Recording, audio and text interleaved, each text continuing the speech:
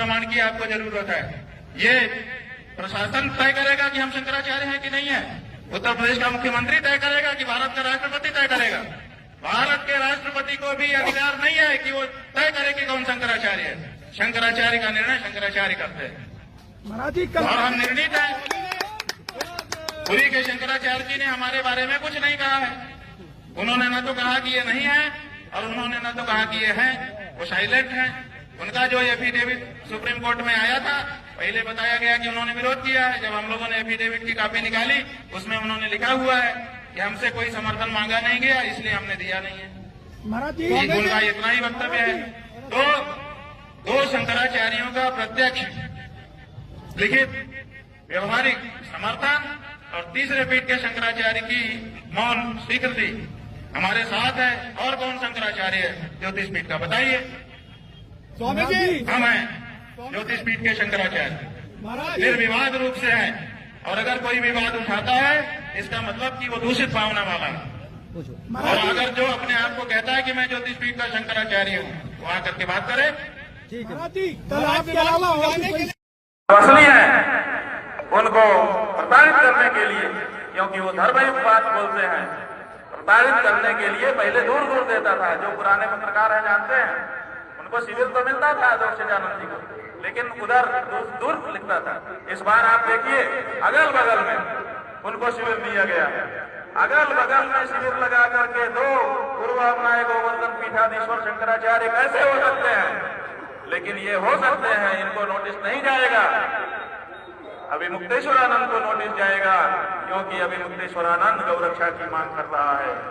Bharatiya Janata party की केंद्र या राज्य की सरकारें गौ हत्या बंद नहीं करना चाहती, इसलिए उसकी आवाज को दबाने के लिए ये नोटिस रात को 12 बजे भेजा जाता है और 24 घंटे में उससे जवाब मांगा जाता है। बंधुओं, नोटिस का जवाब ज्येष्ठ बता ही दिया। ईमेल से ही भेजना पड़ेगा, भेज दिया जाएगा। आज की तिथि में भेज दिया जाएगा। रात को 12 बजे से 24 घंटा के पहले ही उनको जवाब भेज दिया जाएगा।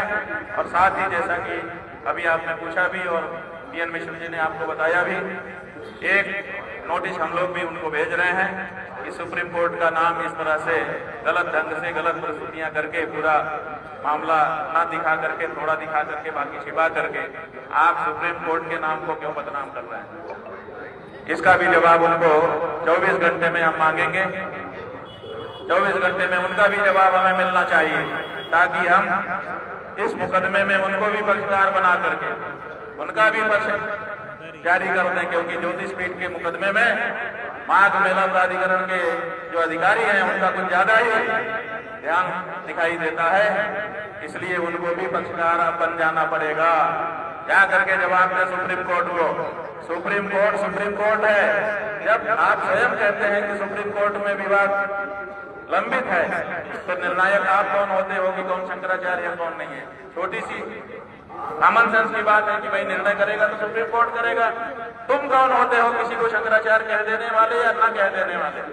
लेकिन यहाँ पर ये कोशिश की जा रही है, सुप्रीम कोर्ट से भी ऊपर अपने आप को ख्यापित करने का प्रयास किया जा रहा है, जो कि सुप्रीम कोर्ट की अवमानना है।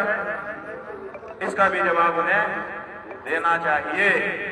और हम सरकारों से भी कहना चाहेंगे, जहां तक मेले की बात है, अभी पिछले वर्ष महाकुंभ हुआ था, जो इतिहास का सबसे बड़ा महाकुंभ इनके द्वारा कहा गया।